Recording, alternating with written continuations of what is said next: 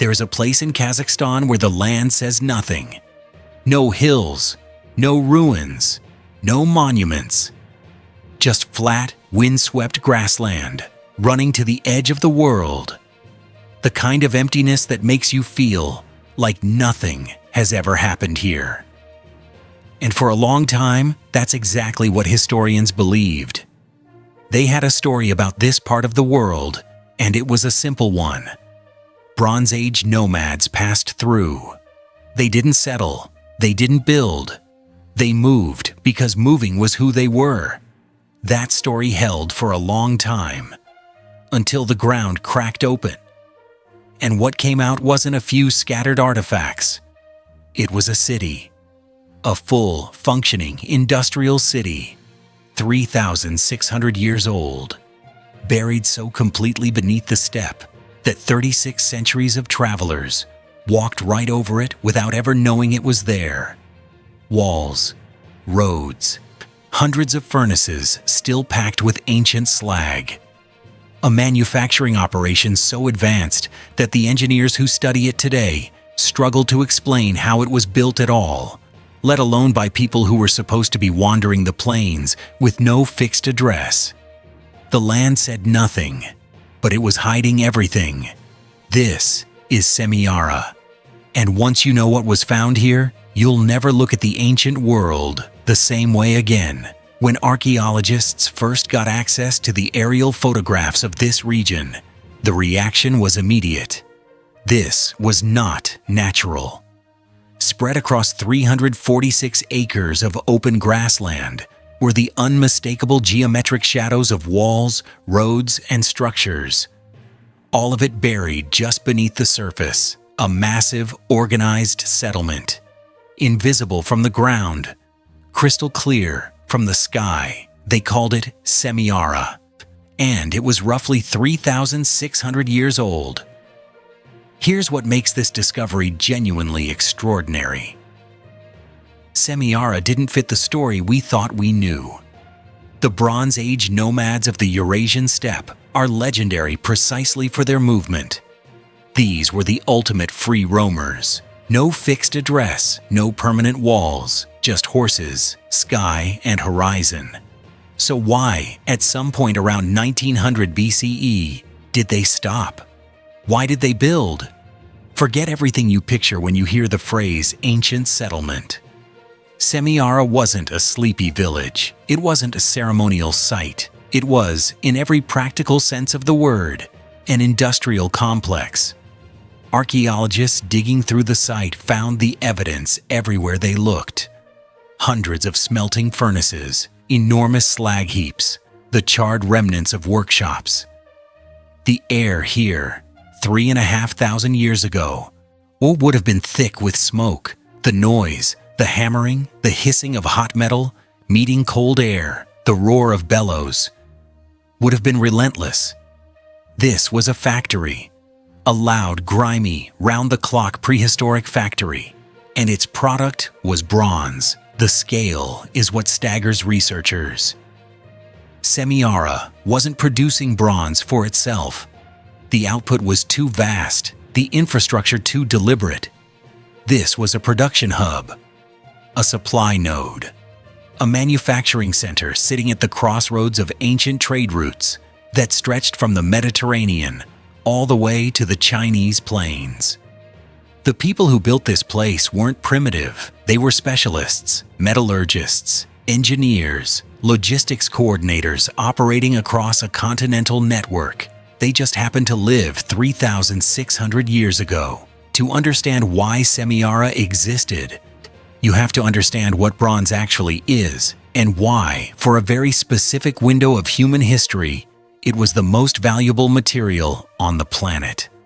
Bronze is an alloy, mostly copper, with one critical addition, Nahun. On its own, copper is soft. Workable, yes, but not reliable for a blade or an axe head.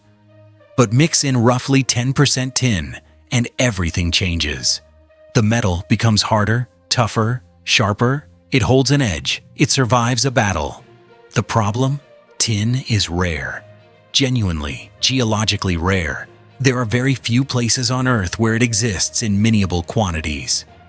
And almost none of them are close to where the early civilizations that needed bronze were actually located. This made tin the strategic resource of the Bronze Age. Whoever controlled the supply of tin controlled the balance of power. And here's where Semiara becomes even more fascinating. The Kazakh steppe sat near one of the ancient world's most accessible tin deposits. The people who built Semiara didn't just stumble into the metal trade. They positioned themselves at the source. They understood the economics. They understood the geography. They built a city around a raw material advantage, and they turned that advantage into a continental business. Sound familiar? It should. We still do this today, and then, somewhere around 1600 BCE, it stopped. No great catastrophe is recorded. No conquering army left its mark. No layer of ash. No crumbled siege wall. Semiara simply emptied. The furnaces went cold.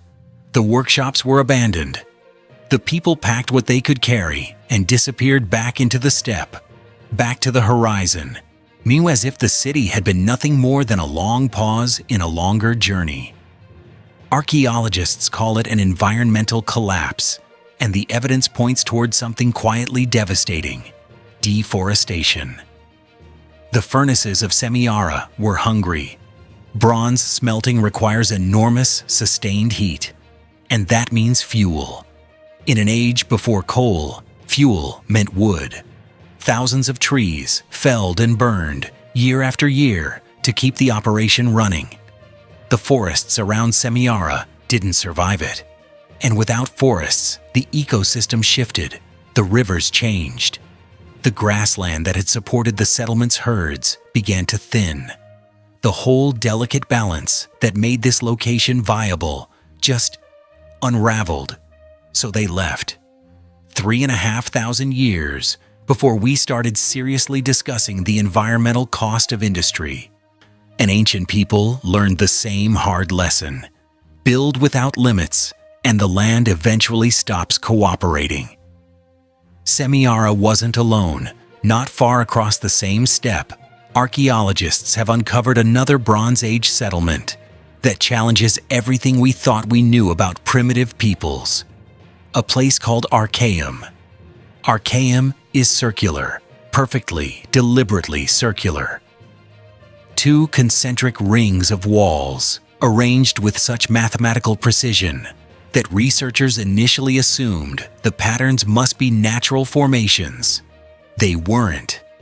This was a planned city, designed from the outside in, with streets, drainage systems, and living quarters that follow a layout of almost unsettling intentionality. Arkaim was also discovered relatively recently, in 1987, just before a Soviet reservoir was scheduled to flood the site forever. The archaeologists working against that deadline managed to excavate enough to confirm what the geometry already suggested. This was the work of sophisticated urban planners, operating in an era and a region where, according to our old assumptions, there shouldn't have been any cities at all. The steppe, it turns out, was hiding entire civilizations. But not every lost city vanished quietly. Some were taken in an instant. On the Greek island of Santorini, or what remains of it, the Bronze Age settlement of Akrotiri was buried alive under volcanic ash sometime around 1600 BCE. The eruption that destroyed it was one of the most powerful in recorded human history. The blast is estimated to have been heard from Egypt. What it left behind is astonishing, because ash, it turns out, is an extraordinary preservative. Now Akrotiri was sealed, perfectly, hermetically sealed, beneath meters of volcanic material. When excavations began in the 1960s, archaeologists didn't find ruins. They found a city, multi-story buildings still standing, frescoes still vivid on the walls, showing dolphins leaping over blue water, women gathering saffron, young men boxing. The people of Akrotiri, apparently had enough warning to evacuate. Their bodies aren't there, but everything else is. Their furniture, their pottery, their painted walls. A city frozen at the moment of its last mourning. And then there's the one that goes down. In the Cappadocia region of central Turkey, carved into the soft volcanic rock beneath the city of Derinkuyu, is something that resists easy description. It is an underground city, 18 stories deep, not 18 stories of rough-cut caves. 18 stories of deliberate engineered space, with ventilation shafts, water wells that could be sealed from below, rolling stone doors that only opened from the inside, stables, wineries, churches, and living quarters, capable of housing, by some estimates, 20,000 people. 20,000 people underground. The exact origins of Derinkuyu are still debated. The tunnels were expanded over centuries by multiple civilizations, each adding new levels, new rooms, new defenses. But the core of the structure dates back at least to the Iron Age and possibly earlier. What's clear is the purpose. Derinkuyu wasn't a mine, it wasn't a storage facility, it was a refuge, an engineered sanctuary, built by people who understood that the surface world could become dangerous and who prepared accordingly. They didn't just plan for disaster. They carved it, story by story, into the earth itself. The doors are still there, the ventilation still works. Go to Cappadocia today, and you can walk its corridors. Here is what Semiara, Arkaim, Akrotiri, and Derinkuyu all have in common. They were built by people who are almost impossible to name, who left no written texts, who appear in no history books under their own words. And yet, they solved problems. They organized labor. They managed supply chains across thousands of miles of open terrain. They engineered buildings that outlasted their builders by millennia. They understood resources and trade and the limits of what the land could give them. They were, in every meaningful sense, us. The only difference is the date on the calendar. Every city that vanished, every settlement quietly erased by time.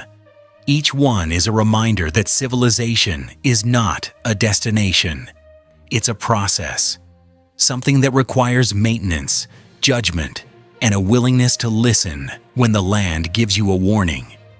The nomads of the Eurasian steppe built a bronze empire on the open plain. And when they took too much, they walked away. Maybe that's the lesson the satellite was always meant to deliver. It just took us a few thousand years to develop the technology to find it. If you want more lost cities, forgotten empires, and the archaeological discoveries that keep rewriting history, subscribe and hit the notification bell.